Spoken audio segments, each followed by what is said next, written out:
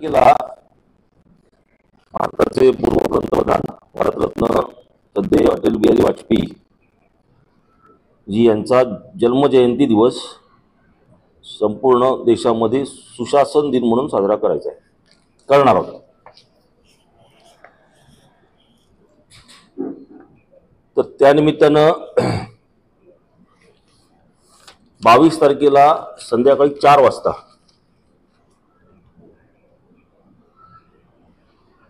पाटे समुद्रकिनारी अटल बिहारी वाजपेयी साहेबांचं वाळू शिल्प हे रत्नागिरीतले मांडवीतला कलाकार आहे, त्याच्याकडून ते साकारलं जाणार आहे। भारतीय जनता पार्टी आणि मांडवीतले कलाकार असं म्हणून तो आपण हे करतो ते वाळू शिल्प। त्याचं उद्दिष्ट एवढंच आहे की देशभरात असे कार्यक्रम विविध होत असताना आपल्या या कोकणाला अथांग असा जो समुद्र मिळाला आहे त्याच्यामध्येच कुठंतरी एक वेगळेपण असावं याच्याकरता तो प्रत्येक भागामध्ये काही ना काहीतरी वेगळ्या पद्धतीनं कार्यक्रम केले जातील। तसंच आपल्याकडे हा समुद्रकिनारा असल्यामुळे वाळूचा आधार घेत आपल्याला ती एक कल्पना आपण मूर्त स्वरूपात आणण्याचा प्रयत्न करतोय। तर ते संध्याकाळी 4 वाजता त्याचं आपण ओपनिंग करून साधारण 9 वाजेपर्यंत लोकांना ते उपलब्ध होईल पाहण्याकरता। आणि ते आपल्या माध्यमातून जर पेपरला आपण व्यवस्थितरित्या त्याला ठळक बातमी म्हणून केलं तर जास्तीत जास्त लोकांनी पाहता येईल। 22 डिसेंबर अशासाठी की रविवार आहे, रविवारच्या लोकांना ते पाहण्याकरता जास्तीत जास्त लोकांना पाहण्याकरता उपलब्ध व्हावं। आणि ते एकच दिवस टिकतं, साधारण पण टिकतं, 2-4 दिवस पण टिकतात, परंतु तिथे समजा काही गुरं गेली किंवा अन्य जनावर काही गेली तर त्याचं ते विटंबना करू शकतात। आणि हे भारताचे माजी पंतप्रधान आहेत, भारतरत्न आहेत, त्याच्यामुळे एकच दिवसासाठी आपण ते सुरक्षितरित्या कसं राहील या दृष्टीने आपण तो कार्यक्रम करतोय। 25 तारखेला अटल बिहारी वाजपेयींच्या संपूर्ण कारकिर्दीची एक छोटीशी चित्रफित तयार करून ती लक्ष्मी चौकामध्ये एका ठिकाणी संध्याकाळी 6 ते 8:30 पर्यंत दाखवली जाईल। तेलियाळी नाक्यावर ती 6 ते 8:30 पर्यंत दाखवली जाईल। मारुती मंदिरला दाखवली जाईल, साळवी स्टॉपला दाखवली जाईल आणि कुवारबावला दाखवली जाईल। त्याच्यामध्ये त्यांच्या संपूर्ण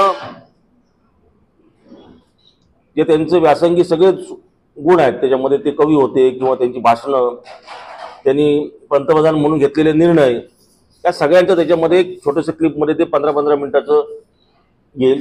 आणि याच वेळी मनोज पाटणकर जे आमचे एका विषयाला आपण त्यांना प्रमुख केले, ते मराठी राज्यभाषेला अभिजात भाषेचा दर्जा जो मिळाला आणि तो केंद्र शासनाने तो निर्णय घेतल्यामुळे त्याचं अभिनंदन करण्यासाठी काही व्यासंगी लोक जे या भाषेसाठी किंवा या विषयावरती काम करतात अशा लोकांना बोलवून त्या ठिकाणी त्यांच्यावर ते स्वतः मराठी भाषेला जो दर्जा मिळाला आहे त्याचं खरं काय, त्याचा काय फायदा झाला, त्याच्यामुळे काय होणार आहे आणि ती किती वर्षाची मागणी होती या संदर्भामध्ये मनोज बरोबर ना ते त्या बाबतीत तिथे सगळ्याच ठिकाणी अगदी 22 तारखेला सुद्धा आम्ही त्यांना आणण्याचा प्रयत्न करणार आहोत, रत्नागिरीची जी व्यासंगी मंडळी आहेत त्यांना। आणि ते इतके वर्षाचा जो मराठी भाषेला अभिजात मराठी भाषेचा दर्जा मिळावा ही जी मागणी होती ती नरेंद्र मोदी साहेबांनी पूर्ण केल्याबद्दल त्यांचं अभिनंदन। आणि त्या संदर्भामध्ये काही ती चर्चा करतील तिथे।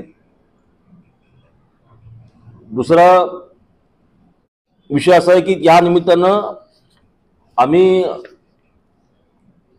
जिल्हाधिकारी महोदय यांना एक विनंती करणार आहोत की ह्या तसं बघायला गेलं जिल्ह्यामध्ये कुठेच अटल बिहारी वाजपेयींचं एखादं स्मारक असं कुठे दिसत नाही।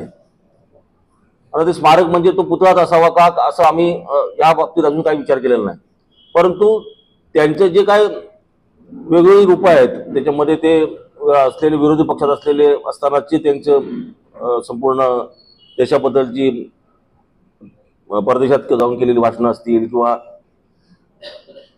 त्यांनी जेव्हा भारतीय जनता पार्टीचे अध्यक्ष म्हणून त्यांनी जे पूर्ण देशामध्ये फिरले त्यावेळेचं त्यांचं जे स्वरूप असेल किंवा कवी म्हणून मनाचं ते त्यांची जी वेगळी कविता रचना आहेत त्या संदर्भात त्या सगळ्याचा पूर्णपणे एक कुठेतरी एक जनतेला बघण्याकरता, कारण अटल बिहारी वाजपेयींबद्दल भारतातला कुठलाही माणूस, तो कुठल्या विरोधी पक्षाचा असेल किंवा कुठल्याही क्षेत्रातला माणूस असेल तरी तो त्याच्याबद्दल त्यांच्याबद्दल फार मोठी आपुलकी आस्था असलेली सगळ्या देशात.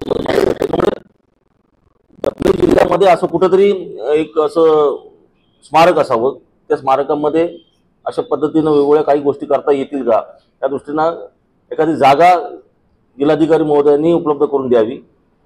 जर स्वतः शासन माजी पंतप्रधानांचं जर ते करणार असेल तर तो आनंद अधिकच आहे, परंतु तो जर करणार नसेल तर भारतीय जनता पार्टीच्या एखाद्या संस्थेमार्फत आम्ही पण त्याच्यामध्ये हातभार लावू शकतो.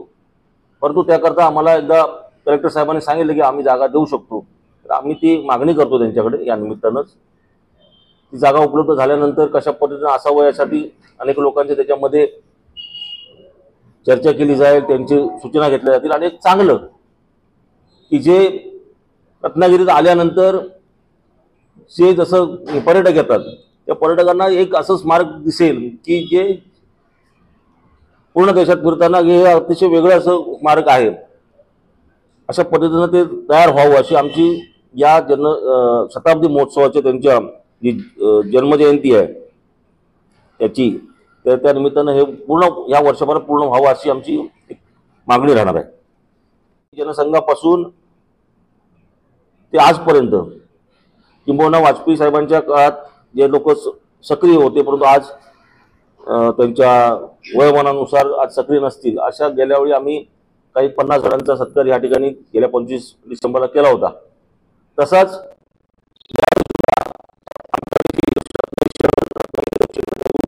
आणि सगळी मंडळ इथले जे जुने कार्यकर्ते आहेत त्यांच्या घरी जाऊन त्यांचं त्या बाबतीत आम्हाला सत्कार आम्ही करायचं ठरवलंय.